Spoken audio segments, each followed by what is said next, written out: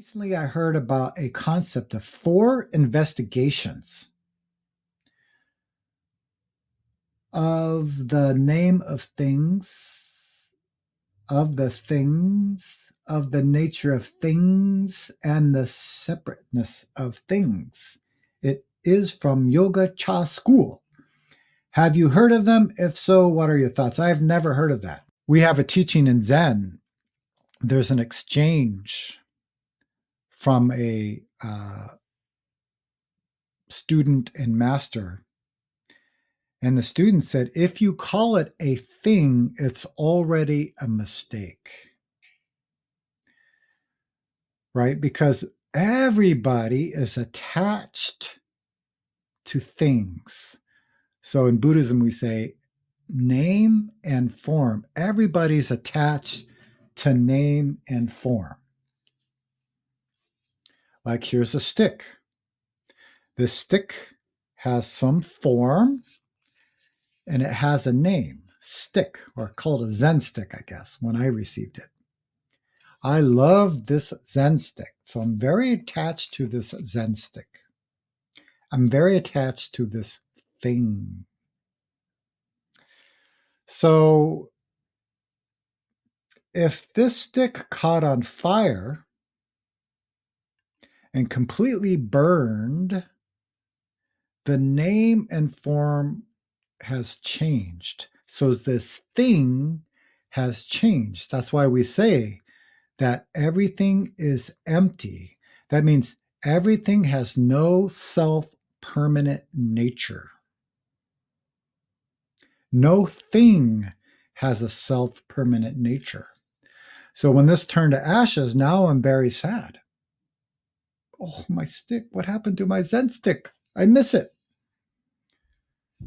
Right? We all attach to name and form, hoping it's going to give us something, whether that's happiness, maybe it'll make us feel complete, maybe it'll make us feel clear. But attachment to name and form is why human beings suffer. So Zen means detach from name and form. And already saying detach is a big mistake. See through name and form and just perceive truth. So this is just what it is. And if it did catch on fire and turn to ashes are just what they are. They're just ashes. So if you look at the Heart Sutra, it talks about that very clearly. Form is emptiness, right? The stick burns, turns into ash. It has no self-permanent nature. So now this emptiness is form. Now it's called ashes. But if we experience our enlightened nature has no name and no form.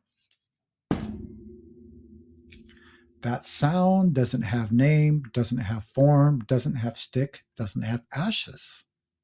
It's before thinking. So then we take another step. So before, form is emptiness, emptiness is form. Now, no form, no emptiness.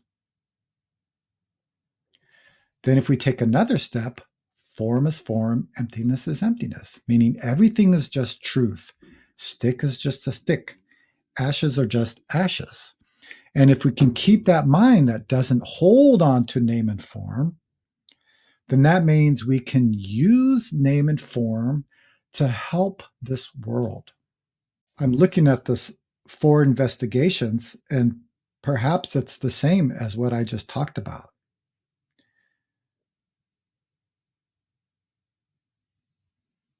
There's attachment to name and form, there's no name and form, and there's using name and form. Okay.